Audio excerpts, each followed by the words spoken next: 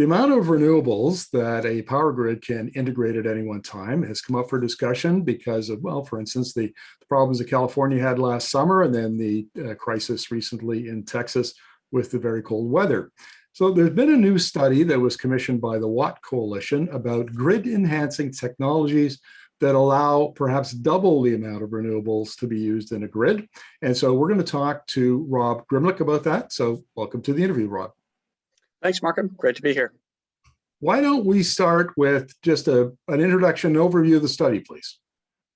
Sure. So the Watt Coalition, which works on grid enhancing technologies, wanted to look at a study of what these three main technologies could provide. The three technologies being dynamic line ratings, power flow control, and topology control. And I can describe those, but collectively, these three can have quite a bit of impact on integrating both new and existing renewable energy sources into the power system. And so we know that, excuse me, across the United States, we have clogged interconnection queues, basically a line of wind, solar, and storage projects trying to get connected to the grid. And these lines are ballooning. And so it's a particular problem right now. And so we wanted to focus on the interconnection queues and what these three technologies could do to integrate them. That's what the study did. We retained the Brattle Group. Bruce Tsushita is the lead analyst there. And we chose a power system that we could get data for and that was having renewable projects line up in the queue. That's the Southwest Power Pool. And so that's what we did the study on, is interconnecting renewables in SPP. So let's talk about how this actually works. So can you give us a brief description of the three technologies and how this shortens the queue, as it were?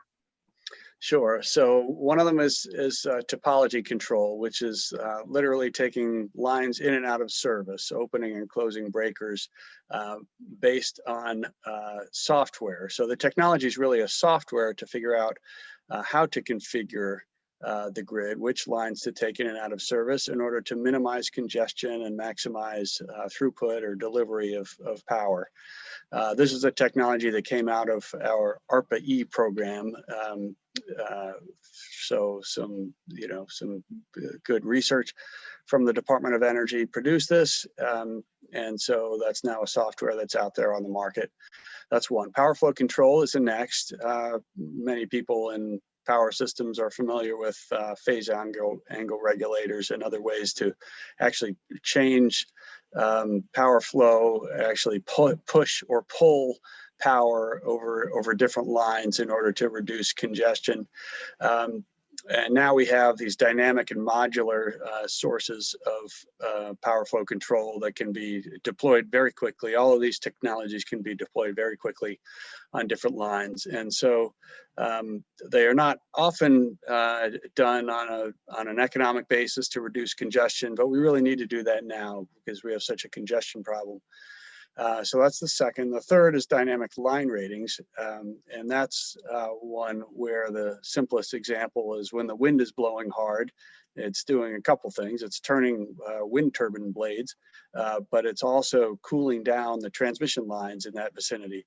And yet we don't actually rate the lines or account for that cooling, which can significantly increase the delivery capacity on that line. You can deliver a lot more without heating it up too much.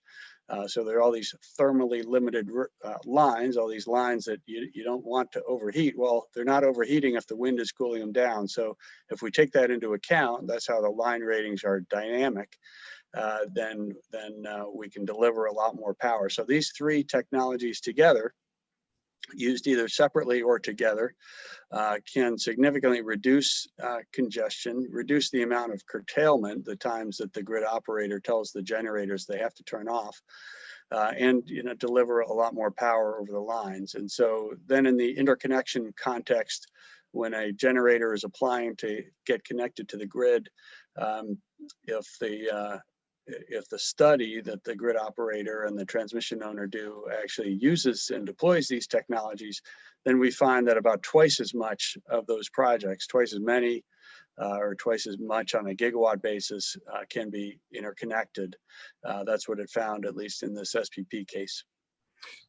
Now, to a non-expert like myself, what it sounds like is that the grid system, I never thought of this before, but it probably sounds kind of like a freeway.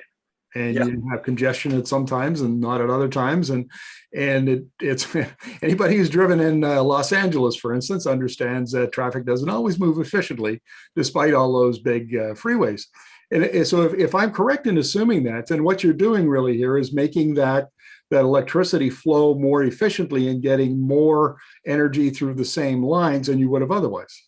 Exactly right. And that's a great way to think about it that we can all relate to. One of them, topology control, is really like Waze, or one of these GPS systems on your phone or in your car that tells you, sometimes it beeps at you and says, no, go a different route. Well, that's exactly what this is doing on the grid. Another one, dynamic line rating. I don't know, you could think of that as an HOV lane, but another way to add capacity to the existing lines. And power flow control is, maybe traffic management, where you're pushing and pulling traffic over different routes physically, and you can do that on the grid by changing the ampacity or the ability of each line to deliver. Final question, Rob. I interview a lot of experts about various aspects of electricity generation and utility business models and so on. And a consistent theme in those interviews is that there's a tremendous amount of new technology coming into the industry that's transforming how everything gets done. It's not just wind and solar and batteries. There's all sorts of these other technologies that the average person would never hear about. And there's thousands of them. And is that a fair observation, that that's one of the ways we're going to deal with some of these issues that come up, is, that we've developed these new technologies and now they're ready to be deployed? Yeah, so there's been major technology advancement. I think mostly about the bulk power system, where we have large utility scale renewables, and the cost of wind, solar, and storage, or batteries, basically, have come down dramatically over the last 10 years. And the same is true for these grid enhancing technologies, that the costs have come down and now they're really widely deployable, and we're using them. They're being used in a lot of other countries. And so they're ready for wide deployment here. So that's there's a handful of each of those, of the renewables and of the grid enhancing technologies. So not dozens or hundreds or thousands on the bulk power system. There aren't that many, but they are all much more widely deployable now and really ready to go. Rob, thank you very much for this. Really appreciate it. Great to be here. Thanks.